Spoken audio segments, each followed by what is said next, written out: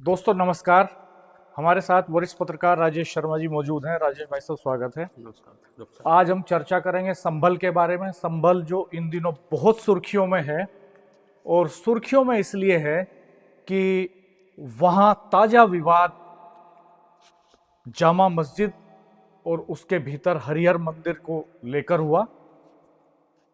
एक पक्ष ने कहा कि यहाँ पर पहले हरिहर मंदिर था जिसे तोड़कर बाबर ने यहाँ मस्जिद बनाने की कोशिश की, और मामला कोर्ट चला गया। कोर्ट में याचिका दायर होती है, कोर्ट आदेश देता है सर्वे का, एडवोकेट कमीशन सर्वे के लिए जाता है पुलिस के साथ, और उसके बाद वहाँ जो हुआ वो पूरे देश ने देखा।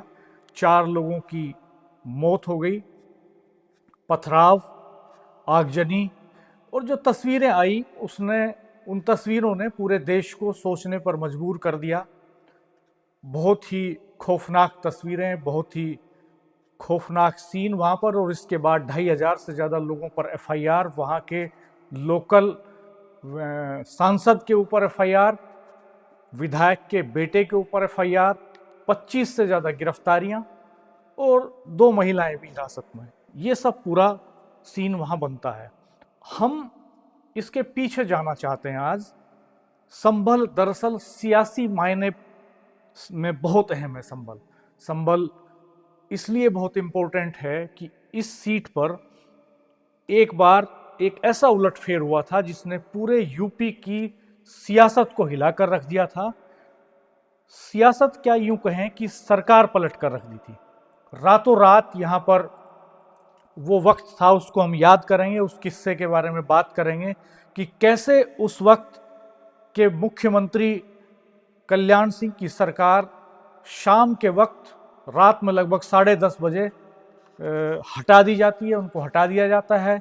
और अगले दिन जगदम्बिका पाल वहाँ मुख्यमंत्री बनते हैं। अगले ही दिन वोटिंग था, और उस वक्त ये बड़ा दांव खेलने वाले उस समय के रक्षा मंत्री, केंद्रीय रक्षा मंत्री मुलायम सिंह यादव थे। उन्होंने ऐसा दांव चला कि एक ही झटके में कल्याण सिंह चित हो गए, और जगदम्बिका पाल 24 घंटे के लिए यूपी के मुख्यमंत्री बन गए, और मुलायम सिंह यादव चुनाव जीत करके चले गए। इससे पहले कि हम इस किस्से पर बात करें, हम संभल सीट के राजनीतिक इतिहास के बारे में बात करते हैं। राजेश भाई साहब, ये सीट पहली बार 77 में बनी। जी। उसके बाद से मैं चाहूंगा कि आप सिलसिलेवार जिक्र करें कि ये सीट कब कब किस पार्टी के पास रही। बीजेपी को तो 2013 में मुजफ्फरनगर दंगे के बाद जब ध्रुवीकरण हुआ तब सिर्फ एक बार ये सीट 2014 में एक बार।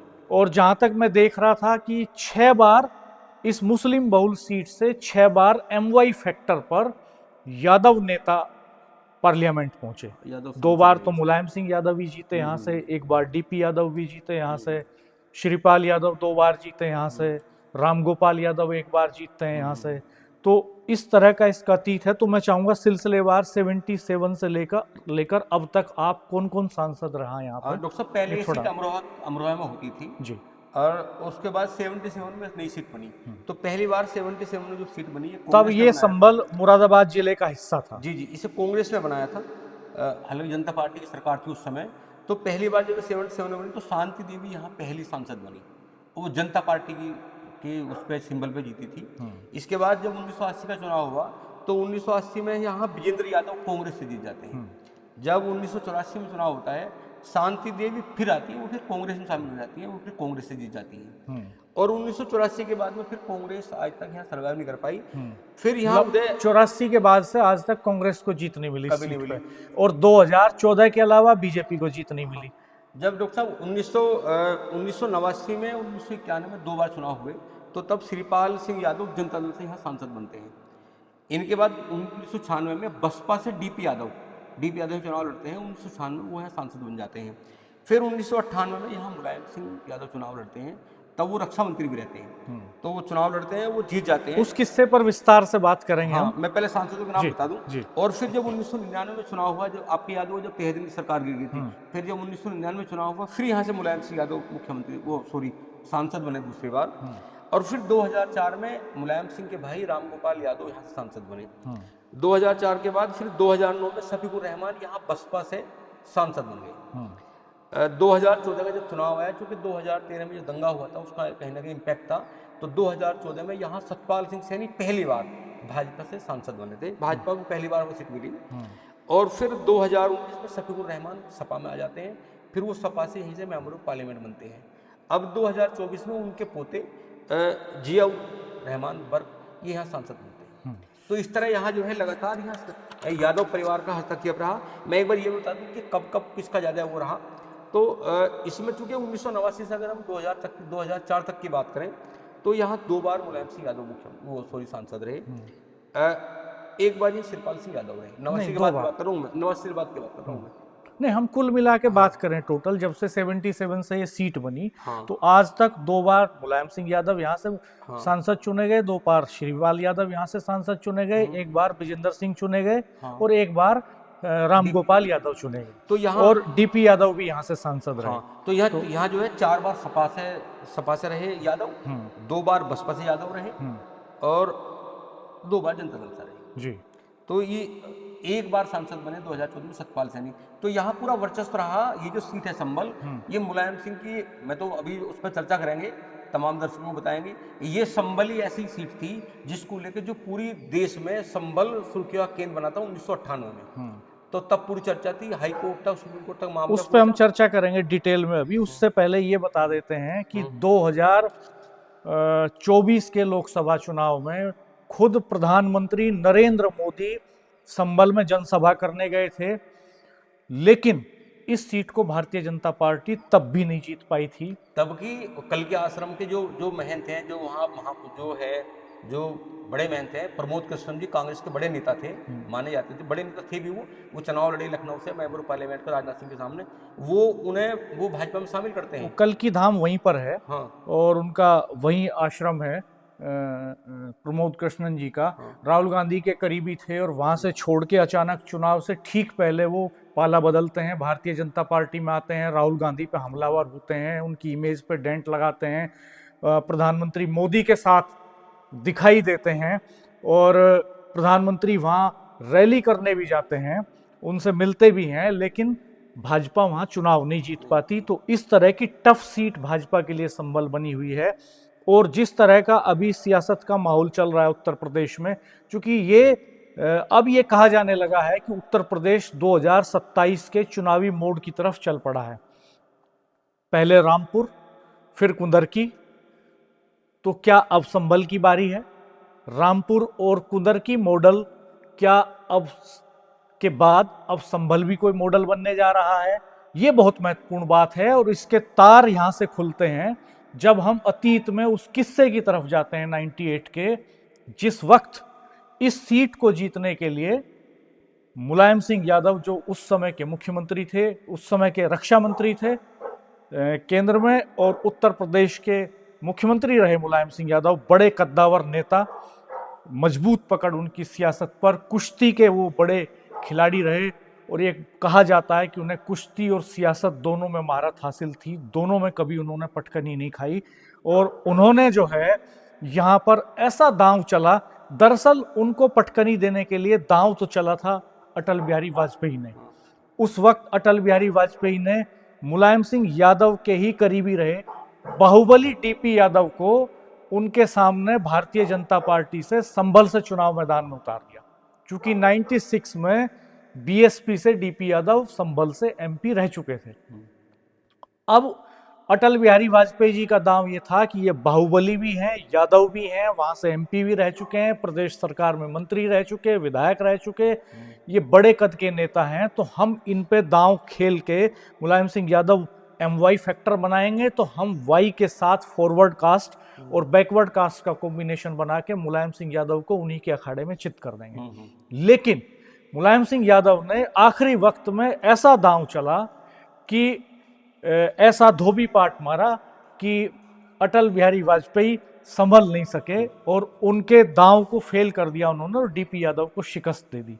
दरअसल हुआ यूं था राजेश भाई साहब, फिर आगे का किस्सा मैं आपसे सुनूंगा, कि आप देखिए कि सियासत में किस तरह के दांव पे चलते हैं कि आप बैठे हुए होते हैं, जैसे ये किस्सा कई बार हम जिक्र भी कर चुके कि नेता सुबह की चाय किसी के साथ पी रहे होते हैं और कुछ घंटे बाद जाके दूसरे पाले में खड़े हो जाते हैं। तो ऐसा ही खेल हुआ दरअसल हसनपुर क्षेत्र में, हसनपुर विधानसभा क्षेत्र है और संबल लोकसभा क्षेत्र में आता है, वहाँ एक रहरा गांव है, उसमें एक जनसभा को संबोधित कर रहे थे उस समय के यूपी के मुख्यमंत्री कल्याण सिंह। कल्याण सिंह का जलवा था अपने समय में, बड़ी मजबूत पकड़ उनकी सियासत में थी, बाद में गवर्नर भी रहे। कल्याण सिंह एक जनसभा संबोधित कर रहे थे डीपी यादव के पक्ष में, और इस बीच मुलायम सिंह यादव ने पूरी पटकथा रच दी थी उनको मुख्यमंत्री पद से हटाने की, ठीक उसी वक्त में।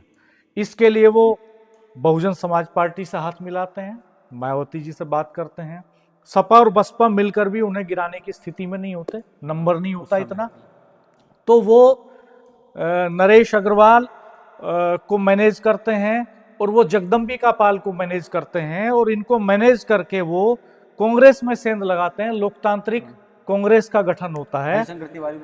हाँ, और वो बाकी सारे लोग फिर उसमें शामिल हो जाते हैं, लेकिन मेन उसका जो पावर सेंटर था, बाद में तो बहुत सारे लोग एसोसिएट हो जाते हैं, लेकिन मेन जो उसको लीड कर रहे थे वो जगदम्बिका पाल और नरेश अग्रवाल लीड कर रहे थे, और पूरी पटकथा रची थी मुलायम सिंह यादव ने। और वो इन सबको साथ में मिला के रात में गवर्नर रोमेश भंडारी थे, उनके यहाँ पत्र दे देते हैं कि ये सरकार अल्पमत में है, बहुमत हमारे पास है। और रात में, चूंकि केंद्र में उस वक्त इंद्र कुमार गुजराल की सरकार थी, गवर्नर रोमेश भंडारी थे, रोमेश भंडारी रात में कल्याण सिंह को मुख्यमंत्री पद से हटा देते हैं, और अगले दिन सुबह जो है जगदम्बिका पाल मुख्यमंत्री बन जाते हैं यूपी के। रात में 10:30 अब बजे से बदला है। रात में 10:30 बजे ये घटनाक्रम होता है। अब आगे का किस्सा आप बताइए, फिर होता क्या, ये बाजी पलटती कैसे? दरअसल हुआ यूं कि 22 फरवरी को चुनाव था, 1998 में लोकसभा का चुनाव था, और जब जैसा आपने बताया ये पूरा घटनाक्रम जो मैंने बताया 21 फरवरी 1998 की 21 शाम का है, 1998 शाम का है, दिन से शाम तक। दिन में वो मीटिंग करते रहे, दिन में सभा करते रहे। तो इन्होंने क्या किया कि रात में रोमेश भंडारी के पास में जगदम्बिका पाल जाते हैं, नरेश अग्रवाल जाते हैं, और इन्होंने जो है एकदम से कहा कि ये सरकार अल्पमत में है, तमाम सबके लेटर होते हैं, हरिशंकर तिवारी होते हैं, कांग्रेस की पूरी एक लीडरशिप होती है, और ये कहते हैं कि ये अल्पमत में है कल्याण सिंह सरकार। तो ये करते ही रात में कल्याण सिंह सरकार को बर्खास्त कर देते हैं रोमेश भंडारी, और रात में 10:30 बजे जगदम्बिका पाल को उत्तर प्रदेश के मुख्यमंत्री पद की शपथ दिला देते हैं। जब ये घटनाक्रम हुआ तो पूरी भाजपा में हड़कंप मचा, पूरे देश की सियासत हिल गई, संभल को लेकर एकदम संभल में ध्यान, क्योंकि जो अटल बिहारी वाजपेयी जी ने दांव खेला था कि रक्षा मंत्री थे उसमें मुलायम सिंह यादव कि इन्हें संभल में हराना, और उन्होंने फिर ऐसा दांव किया कि कल्याण सिंह की सरकार ही गिरा दी। यानी सत्ता की जो मशीनरी है उसका दुरुपयोग का जो सवाल है, जो आज कहा जा रहा है कि मीरापुर में हुआ, या जो कहा जा रहा है कि कुंदरकी में हुआ, जो कहा जा रहा है कि अतीत में रामपुर में हुआ, वो कोई नई बात नहीं है, नई बात ये सरकारें पहले भी करती रही हैं। मुलायम सिंह यादव को ये अंदेशा रहा होगा कि जो सरकारी मशीनरी है वो संभल में उन्हें चुनाव हरवा सकती है 22 फरवरी 98 को, इसलिए उन्होंने 21 फरवरी 98 की रात को सरकार गिरा दी और गवर्नर रूल लागू हो गया। तो अब शायद मशीनरी का रुख रातों रात बदल गया, चेंज हो गया। एक और जहां बीजेपी की पूरी पावर संभल में लगी थी डॉक्टर साहब, वो पूरी पावर फिर लखनऊ चली, सरकार बचाने लगे, सब लोग हाईकोर्ट चले गए।